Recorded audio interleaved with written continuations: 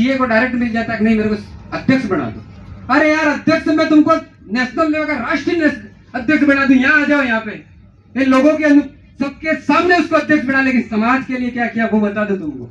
समाज के लिए तुम 5 आदमी को इकट्ठा नहीं कर सकते हो, तुम तुम्हारे भाई को इकट्ठा नहीं कर सकते हो, क्या तुम घंटे समाज को इकट्ठा करोगे क्या? वही लोग हमारे समाज को तोड़ने के लिए आए। और उस जमीन के लिए मैं आपको बता दूं, अभी भी वो जमीन किसी आदिवासी ने नहीं दी, वो जमीन एक पटेल समुदाय के व्यक्ति ने हमको वो जमीन दी। हम क्या कहते हैं, दुश्मन कौन है? वो दुश्मन है, वो ऐसा करता है, फलाना करता है, लेकिन वही आगे बढ़ के आया। आज मैंने ये भी देखा, कई दूसरे लोगों ने कहा प्रवीण जी प्रोग्राम के लिए हमारे से पैसे ले जाना, हम पैसा देंगे, लेकिन हमारे नेताओं को कहा, वो कितना चंदा देते पता है आपको? 500 रुपए। कितना डूब मरना चाहिए इस कार्यक्रम के लिए। अभी ये साथी है, इनको भी पता नहीं ये टेंट वाले का पैसा कैसे देंगे, डीजे वाले का पैसा कैसे देंगे। मेरा एक साथी था, वो कल कह रहा था मेरे को, यार मेरे पास तो प्रवीण जी खाली पैसे 23,000 आए हैं, अब कैसे करेंगे? मैंने कहा टेंशन मत ले, जब तक जिंदा है किडनी भी बेच डालेंगे, लेकिन समाज के लिए कुछ भी करके अपन चंदा तो पैसा लगा देंगे। इसलिए हम इस समाज के लिए जो आरएसएस के लोग हैं, जो हमारी एकता को तोड़ना चाहते हैं, उनसे हम भी संभल गए। हमको पता है कौन आरएसएस का है। वो भी मेरे पास आते कहते दादा यार वो गलत कर रहे हैं, वो मैं जानता हूं। मैं एक व्यक्ति दिन में मैं 100 से ज्यादा लोगों को मिल जाता हूं, अलग अलग विचारधाराओं के।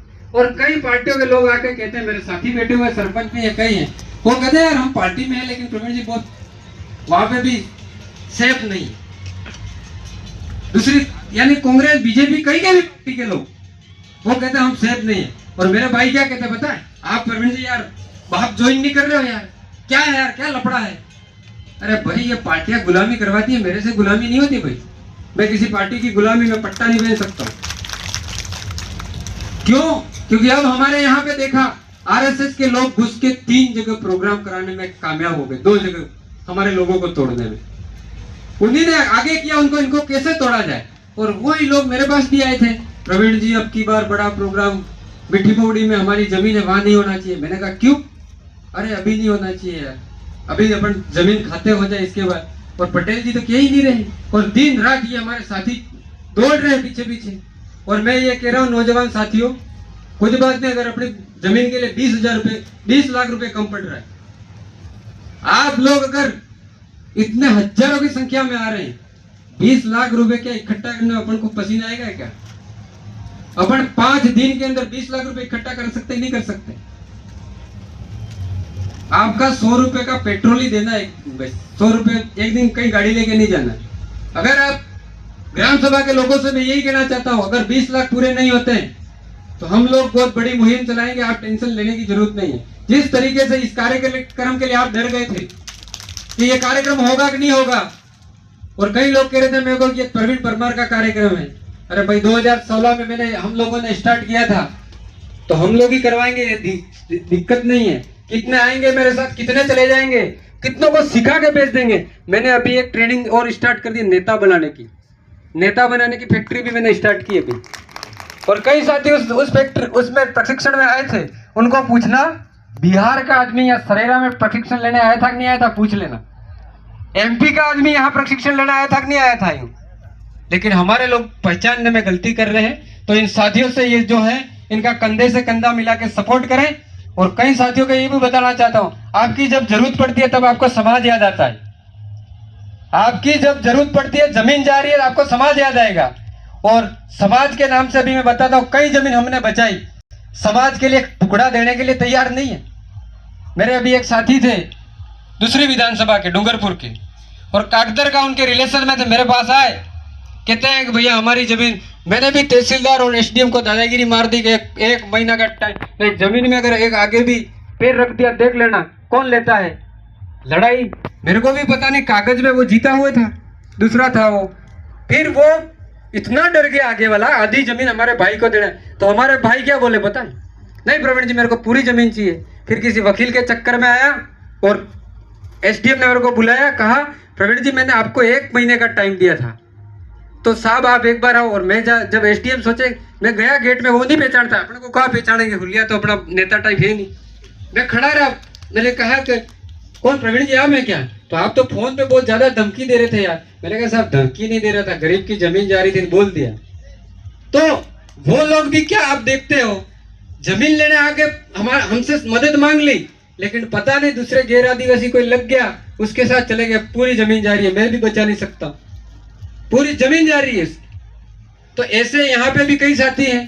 हमने टपना की बात की थी कि नहीं की थी? गई क्या जमीन टपना वालों की? कुछ और कह दूंगा पर अब नहीं कहना चाहता हूँ। टपना वाली जमीन जैसे कई लोगों की जमीनें गई हो, हमको बोलना हम बचाने के लिए तैयार हैं, लेकिन हमारी बातों में भी रहना। अगर नहीं रहे, जैसे वो उधर सब नेताओं के पास जाके आ गए, लास्ट में मैं जीता हुआ नहीं, वो एमपी के पास ने, एमएलए सबके पास गए, किसी ने मदद नहीं की। लास्ट में आए मदद की, और मदद करने के बाद जब बात आई भाई जमीन, वो अगला हार गया, उसने कहा 50% मैं इनको कर देता हूँ और दूसरी में मेरे को देनी पड़ेगी। तब उन्होंने क्या कहा कि नहीं यार ये प्रवीण जी भी बिक गए। क्या कहा? प्रवीण जी भी बिक गए। तो ऐसी भी मानसिकता के लोग हैं। मैं अगर बिकता और ऐसा होता हमारा, तो हम ये ऐसे, और ऐसे में लोग आए तो मैं ये भी कहना चाहता हूँ कि कागदर पे इसलिए कह रहा हूँ कि यहाँ से ही उनका रिलेशन यहीं से हो, तो इसलिए यहाँ भी कई जमीनें बचाई कि नहीं बचाई हम लोगों ने। तो हमारी जमीन जो है, आप समाज के नाम पे, अभी यहाँ पे और जमीन थी कागदर के साथ ही, ये राजू भी लेके आए केस मेरे पास। तो मैंने कहा भाई वो जमीन तुम कमा रहे हो सब लंबे टाइम से, लेकिन खाता किसी और का बोल रहा है। तो उसके लिए बात की, लेकिन पता नहीं उसका भी क्या हुआ, अभी तक कोई पता नहीं है। हम चाहते हैं उस जमीन को भी बचाने के लिए आ जाएंगे, चाहे सुंदरलाल भाणावत का लड़का हो या किसी का भी लड़का हो, उससे भी जमीन हमको छीनने आती है। हमारी जमीन है वो, हम ले लेंगे, लेकिन आपको समाज को यहाँ पे डोनेट करनी पड़ेगी, ये आज बात कह रहे हैं। क्योंकि मुश्किलें इतनी आ गई है कि समाज के नाम पे कुछ काम होता है, कोई भी 1 रुपया देने के लिए तैयार नहीं, जमीन का टुकड़ा देने के लिए तैयार नहीं। हमारी जमीन दूसरों को दे रहे हो आप, भूमाफियों को बेच रहे हो। हम भी इतना ही पैसा दे रहे थे, हमको मार्केट में 15 बीघा जमीन हमारे ही लोगों ने नहीं दी, दूसरों को दे दी। इसलिए बहुत हमें दुख होता है।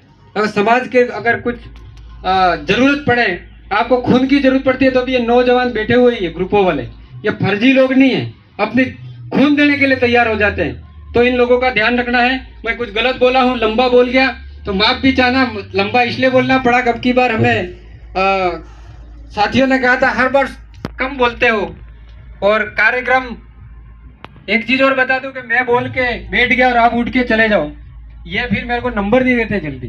ये कहते हैं यार आप लोग बोल जाओगे तो भीड़ चली जाती है, इसलिए बैठे रहना है। 1 घंटा और बैठना, अच्छे अच्छे कार्यक्रम आएंगे और अच्छे अच्छे वक्ता आएंगे आपके सामने। हम तो बच्चे हैं, हम डेली संघर्ष करने सीख रहे हैं, लेकिन अच्छे ये जो वक्ता है जिन्होंने पहले बहुत संघर्ष किया है, ऐसे साथी आपको अच्छी बात बताएंगे। कुछ गलत बोला हूँ माफ करना। जय जोहार, जय आदिवासी, जय बिल प्रदेश, जय मातृशक्ति। अब ज्यादा है इसलिए मातृशक्ति को बोलना ही पड़ेगा। और मातृशक्ति में मेरे सरपंच साहिबा और कई महिला आई थी, वो बोली है। मैं और यहाँ पे बैठी हुई महिला साथियों से यही कहना चाहता हूँ, आप अपनी आवाज और बुलंद करना, खाली घर के चूल्हे तक ही आवाज नहीं। आप घर में तो बहुत दादागिरी करती हो पर मंच पे आती नहीं हो। अब आपको मंच पे भी आना है और आपकी लड़ाई लड़ने के लिए आगे भी निकलना है। जब आप आगे निकल जाओगी, क्यों कह रहा हूँ, एक लड़की ने महाराष्ट्र के अंदर, महिला ने पूरी पुलिस वैन को रोका कि नहीं रोका, कई लोगों के जेल जाने से बचाया। इसलिए मातृशक्ति आपसे मेरा यही निवेदन है, आप जब इस समाज की मजबूत हो जाओगी, और आपकी जिम्मेदारी है, आप ही समाज को बचा सकती है, बाकी हम जैसे इस समाज को नहीं बचा सकते। क्योंकि हमने बहुत प्रयास कर लिया, देख लिया, क्योंकि हमारे पे कई तरह के आरोप लग जाएंगे। इसलिए मातृशक्ति से मेरा यही निवेदन है कि अब की बार आप अपने बच्चों का शिक्षा पे बहुत ध्यान रखें, और आपका पति हो या बेटा हो या कोई भी हो, हेलमेट, सुरक्षा की पूरी जिम्मेदारी, यातायात नियमों का पूरा पालन। क्योंकि कल परसों मेरा एक भतीजा मेरे को बोले कि काका मैं यार हमारी गाड़ी है ली दे। मैं कहता हाँ हाँ जी, हेलमेट नहीं है। मैं कहता पुलिस वाला तो फोन आल। अगर उसको पता था अगर मैं पुलिस को फोन दूंगा तो काका यही बोलेंगे 2 चढ़ा और इससे 500 रुपये का चालान कर लो। और मैं यही करता हूँ। मेरे से कोई उम्मीद मत रखना कहीं गाड़ी लेके हेलमेट से या किसी कागज में पकड़ा जाओ, मैं गाड़ी नहीं छुड़वाऊंगा। क्योंकि एक साथी को मैंने छुड़ाया, वो आगे जाके मर गया। उस दिन से मेरे को दुख होता है। अगर मैंने उसको वहाँ पे पुलिस ने रोका था और चालान काट रहे थे, काटने दिया होता और थोड़ा लेट जाता तो आज मेरे बीच में यहाँ बैठा रहे होता। तो हेलमेट जरूर पहने। जय जोहार, जय आदिवासी, जय बिल, मेरे बीच में यहाँ बैठा रहे होता। तो हेलमेट जरूर पहने। जय जोहार, जय आदिवासी, जय बिल प्रदेश। इतना टाइम दिया उसके लिए धन्यवाद।